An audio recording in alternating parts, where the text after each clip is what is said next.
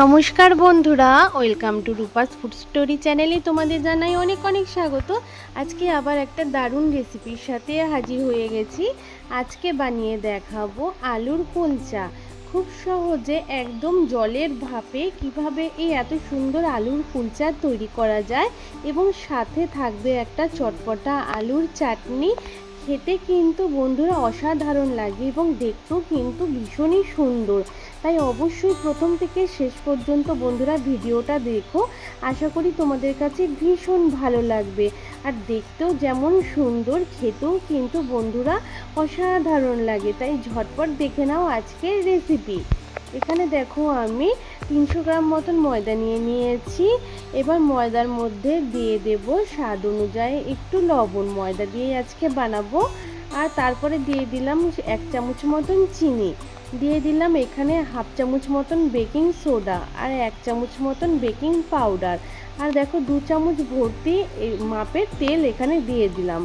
আর লাগবে টক দই। টক দই দেখো এখানে আমি দিয়ে দিচ্ছি। টক দইটা কিন্তু অবশ্যই দিতে হবে। আমি 4 চামচ ভর্তি করে টক দই দিয়ে দিয়েছি। টক দইটা দিলে কি হবে, আমাদের আলুর কুলচাগুলো খুব সুন্দর নরম আর সফট হবে। এবার সমস্ত কিছুর সাথে ময়দাটাকে আগে একটু ভালো করে মেখে মিশিয়ে নিচ্ছি। দেখো সমস্ত কিছু যে দিয়ে দিয়েছি আমরা টক দই, তার সমস্ত কিছুর সাথে ভালো করে মিশিয়ে নেওয়া হয়ে গেলে এবার অল্প অল্প করে জল দিয়ে সুন্দর কিন্তু একটা ময়দার ডো কিন্তু আমাদের তৈরি করে নিতে হবে। ডোটা যাতে শক্ত না হয়, যাতে একটু নরম থাকে, সেইভাবে কিন্তু আমাদের সুন্দর করে কিন্তু এখানে ময়দার ডো কিন্তু আমরা তৈরি করে নেব। তাই বন্ধুরা একেবারে জল দিলে কিন্তু প্রথমে চলবে না, অল্প অল্প করে জল দিয়ে মাখবে যাতে সুন্দর একটা আমাদের ডো তৈরি হয়। তাই দেখো আমি অল্প অল্প জল দিয়ে সুন্দর করে মেখে নিয়েছি আর একটা নরম সফট ডো হয়েছে। যেহেতু এখানে আমরা টক দইয়ের ব্যবহার করেছি তার ডোটা খুব সুন্দর সফট নরম হয়েছে। আর সাথে হাতে একটু সামান্য তেল দিয়ে একটুখানি লাগিয়ে থালা দিয়ে ঢেকে রেস্টে রেখে দিলাম। এবার এদিকে বাকি কাজগুলো করে নেব।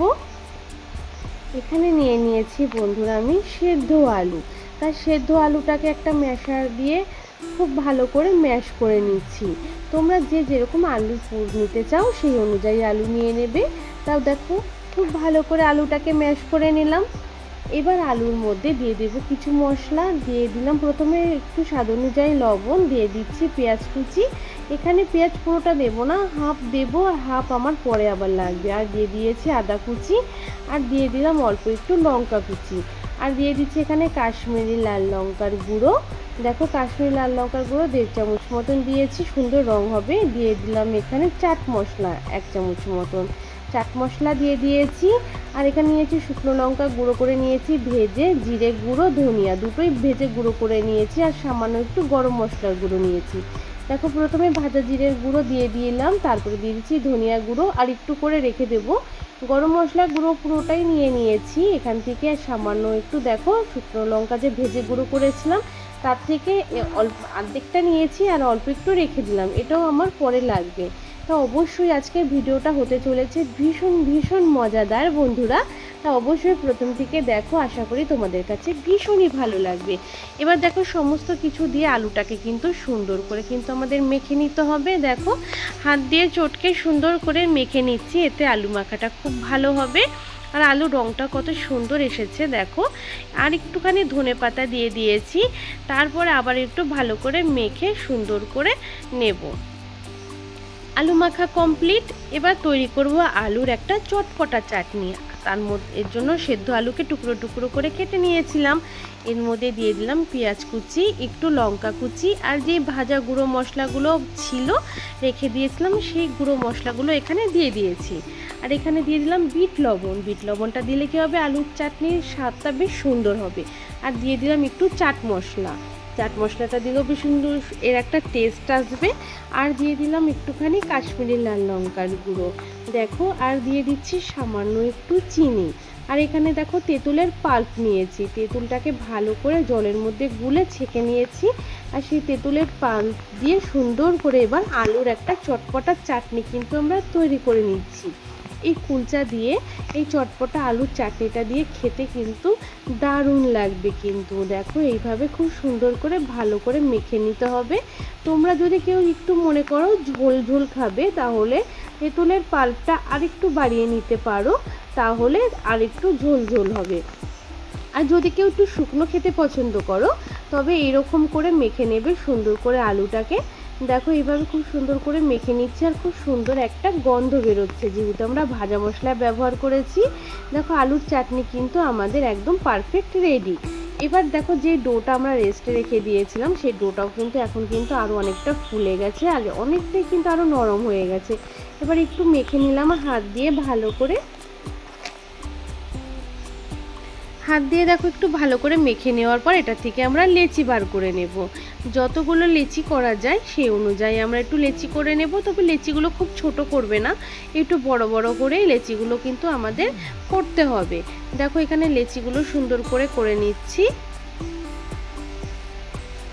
এইভাবে কিন্তু সুন্দর করে ময়দা থেকে লেচি বার করে তারপর হাতে সুন্দর করে গোল করে নেব, যেভাবে আমরা রুটি বা পরোটা বানানোর সময় গোল করে থাকি। তারপরে দেখো হাতে একটা লেচি নিয়ে এইভাবে হাতে করে নিয়ে একটু বড় করে নিয়ে মাঝখানের মধ্যে এবার আমরা আলুর পুর যে বানিয়ে রেখেছি সেই আলুর পুরটা চামচ দিয়ে দিয়েছি। দেখো সুন্দর করে এইভাবে মাঝখানে আলুর পুরটাকে দিয়ে তারপরে এবার সুন্দর করে কিন্তু আমরা এটার মুখটা কিন্তু খুব ভালো করে বন্ধ করতে হবে, যাতে কিন্তু আলুর পুরটা না বাইরে বেরিয়ে আসে। দেখো খুব ভালো করে মুখটা বন্ধ করে নিয়ে হাত দিয়ে সুন্দর করে ঘুরিয়ে গোল করে নিলে রেডি হয়ে গেল আমাদের একটা লেচি। আলু কুলচার জন্য একটা লেচি পুরো একদম রেডি। দেখো আরেকটা ওইভাবে একইভাবে তৈরি করব। হাত দিয়ে প্রথমে লেচিটাকে একটু বড় করে নিয়ে মাঝখানটা একটু বাটির মতন করে নিতে হবে। তারপরে এখানে আলুর পুরটা কিন্তু আমরা দিয়ে দেব। আলুর পুরটা দেওয়া হয়ে গেলে বন্ধুরা তারপরে আবারও কিন্তু একইভাবে কিন্তু চারিদিক থেকে আমাদের কিন্তু ময়দার ডোটাকে কিন্তু সুন্দর করে এক জায়গায় একদম মুড়ে নিতে হবে, যাতে আলুর পুর না বাইরে বেরিয়ে আসে। সুন্দর করে ভাবে দেখো চারিদিক থেকে টেনে নিয়ে গোল করে এরকম ঘুরিয়ে দিলে রেডি হয়ে গেল। এবার আমাদের সমস্তগুলো লেচি কিন্তু আমি এইভাবেই রেডি করে নেব একইভাবে। তারপরে একটা বেলুন পিঁড়ি নিয়ে নিয়েছি, সামান্য একটু তেল হাতে নিয়ে বেলুনটার মধ্যে মেখে নিয়েছি। দেখো এবার আমরা খুব সুন্দর করে কিন্তু বেলে নেব। এটা কিন্তু একটু লম্বাটে ধরনের হবে, তাই প্রথমে একটুখানি দুপাশ থেকে বেলে নিয়ে তারপর একটুখানি করে দেখো লম্বি করে একটু টেনে নিলে সুন্দর করে কিন্তু আমাদের কিন্তু একটা কুলচা কিন্তু রেডি হয়ে যাবে। দেখো খুব সুন্দর করে। তবে কিন্তু বন্ধুরা এখানে এই আলুর কুলচা মানে বানানোর সময় কিন্তু খুব আস্তে আস্তে বেলতে হবে, যাতে না ছিঁড়ে আবার আলুর পুরটা না যেন বেরিয়ে যায়। তাই খুব আস্তে আস্তে ধীরে ধীরে কিন্তু আমাদের কাজটা করতে হবে। তারপর হাতে একটু অল্প জল লাগিয়ে নেব, জল লাগিয়ে নিতে হবে হাতে ওপর পিঠটাই শুধু আমরা জল লাগাবো। তারপর দেখো একটু কালো জিরে ছিটিয়ে দেবো উপর দিয়ে, সামান্য একটু কালো জিরে নিয়ে এভাবে সুন্দর করে ছিটিয়ে নিচ্ছি। আর দিয়ে দেবো একটু সাদা তিল, উপর থেকে একটু সাদা তিলও দিয়ে দেব। এতে কি হবে আলুর কুলচাটা খেতেও টেস্ট লাগবে এবং কিন্তু খুব সুন্দর একটা ফ্লেভার হবে আর দেখতেও কিন্তু বন্ধুরা দারুণ হবে। আর আরেকটু ধনেপাতা উপর থেকে সুন্দর করে দিয়ে দিয়েছি। এবার কি করব, ধনেপাতা দেওয়া হয়ে গেলে বেলনিটা দিয়ে খুব সুন্দর করে হালকা করে উপর থেকে একটু আবার বেলে নেব, মানে হালকা করে চাপ দিয়ে, যাতে এই ধনেপাতা এগুলো সমস্ত কিছু আমাদের আটকে যায়। দেখো একটা রেডি করে নিয়েছি, আরেকটাও কিন্তু আমি একইভাবে রেডি করে নেব। আবার হাত দেখো মানে ওপরে একটু তেল মেখে নিয়েছি বন্ধুরা। তেল মেখে নেওয়ার পরে এইভাবেই সুন্দর করে দেখো আমাদের প্রথমে একটু দেখো দুপাশ থেকে একটু বড় করে নিয়ে তারপর লম্বা করে উপর থেকে সুন্দর করে টেনে নেব, তাহলে কিন্তু আমাদের আরেকটা আলুর কুলচা কিন্তু রেডি। একদম দেখো বেলাটা রেডি হয়ে গেল। এইভাবে হালকা করে আস্তে আস্তে করে বেলে নিতে হবে, খুব মানে ধীরে ধীরে করবে বেলার সময়, যাতে না ছিঁড়ে যায় ময়দার উপরের ডোটা। তারপর হাতে একটুখানি জল লাগিয়ে উপরটার মধ্যে একটু জল লাগিয়ে নেব। তারপরে দেখো আবারও একইভাবে উপরে একটুখানি প্রথমে কালো জিরে দিয়ে দেব। এইভাবে ঘুরিয়ে ঘুরিয়ে চারিদিকে অল্প একটু করে কালো জিরে ছিটিয়ে দিলাম আমরা। এরপর দিয়ে দেব সাদা তিল, সাদা তিলও সুন্দর করে চারিদিকে ছড়িয়ে দিতে হবে আমাদের। তারপরে দিয়ে দেবো একটুখানি ধনিয়া পাতা কুচি।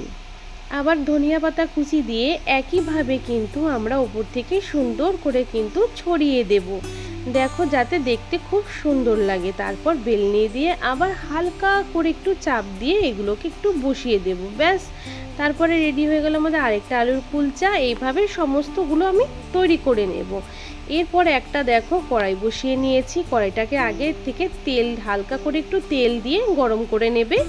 তারপরে একটু জল দিয়ে দেবে, এটা কিন্তু জলের ভাপেই তৈরি হবে, তবে কড়াইটা কিন্তু খুব হাই হিটে রাখতে হবে। জলটা দেবে, জলটা দেওয়ার সাথে সাথে আলুর কুলচাটা দিয়ে ঢেকে রেখে দেবে মিডিয়াম ফ্লেমে 5 মিনিটের জন্য। 5 মিনিট পর ঢাকাটা খুলে নেব, দেখো জলের ভাপে কিন্তু এটা খুব সুন্দর সেদ্ধ হয়ে যাবে, আর আস্তে আস্তে দেখবে এটা খুব সুন্দর ফুলবেও। যখন এরকমভাবে ঢাকা খুলে নেব, তারপর উপর থেকে একটু ঘি ব্রাশ করে নেব, তোমরা চাইলে বাটারও দিতে পারো। তারপরে এভাবে এটাকে সুন্দর করে উল্টে দেব। উল্টে দেওয়ার পরে দেখো এটা কিন্তু আস্তে আস্তে কিন্তু ফুলছে, তোমরা ভালো করে লক্ষ্য করলেই কিন্তু বুঝতে পারবে। এটা কিন্তু দেখো উল্টে দেওয়ার পর কত সুন্দর ফুলে উঠেছে। ঘি দিয়ে কিন্তু এটাকে আমাদের উল্টে নিতে হবে, তা নাহলে কিন্তু কড়াইতে লেগে যাবে। তারপরে দেখো এইভাবে সুন্দর করে হালকা একটু রং ধরলে নামিয়ে নিতে হবে। এইভাবে আমি আরেকটা বানিয়ে দেখাচ্ছি। আবারও কড়াইতে একটু জল দিয়ে দিয়েছি, জলের ভাপে এটা তৈরি হবে। আবারও একটা আলুর কুলচা এভাবে দিয়ে ঢেকে নিলাম, ঢেকে 5 মিনিট অপেক্ষা করব। 5 মিনিট পর ঢাকাটা খুলে নিচ্ছি, খুব সুন্দর করে দেখো এটা ফুলে ওঠে। তারপর ওপর থেকে আবার একটু সুন্দর করে ঘি কিন্তু ব্রাশ করে নেব। ঘিটা সুন্দর করে ব্রাশ করে নিলে কি হবে, যখন আমরা উল্টে দেব তখন আলুর কুলচাটা কিন্তু আর লেগে যাবে না। এইভাবেই দেখো আবার সুন্দর করে উল্টে দিয়েছি, অপর পিঠটাকেও সুন্দর করে লাল করে নেব একটু, যাতে তিলগুলো যে রয়েছে সেটাও কিন্তু সুন্দর করে কিন্তু ভাজা হবে। দেখো এটাও কিন্তু খুব সুন্দর করে বন্ধুরা ভেজে নিয়েছি, দেখতে কত সুন্দর হয়েছে। এইভাবে দেখো আমি সমস্তগুলো ভেজে নেওয়ার পর একেবারে তোমাদের প্লেটে সার্ভ করে দেখাচ্ছি। দেখো চটপটা আলুর চাটনির সাথে এটা বন্ধুরা খেতে কিন্তু দারুণ লাগবে কিন্তু, আর ভেতরে যেহেতু আলুর পুর আছে এটা কিন্তু আরোই টেস্টি লাগবে। তা অবশ্যই তোমরা কিন্তু খুব সহজে কিন্তু রাতের ডিনারে বা সন্ধ্যের টিফিনে কিংবা চাইলে সকালবেলাও তোমরা কিন্তু এটা তৈরি করে নিতে পারো। খুব সহজ একটা রেসিপি।